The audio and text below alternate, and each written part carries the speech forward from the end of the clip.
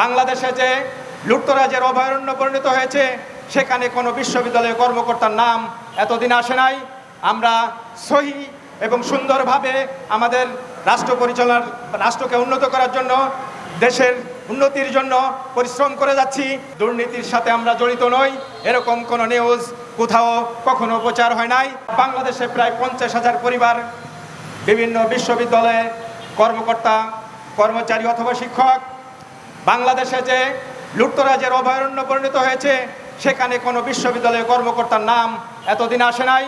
আমরা সহি এবং সুন্দরভাবে আমাদের রাষ্ট্রকে উন্নত করার জন্য, দেশের উন্নতির জন্য পরিশ্রম করে যাচ্ছি। আমরা এখানে সুন্দরভাবে কোনো অন্যায় দুর্নীতির সাথে আমরা জড়িত নই, এরকম কোনো নিউজ কোথাও কখনো প্রচার হয় নাই।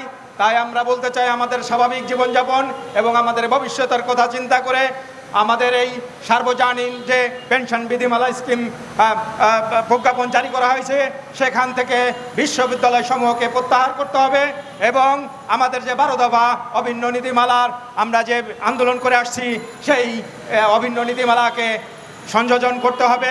এই আশা ব্যক্ত করে আমি আমার বক্তব্য শেষ করছি। জয় বাংলা, জয় বঙ্গবন্ধু।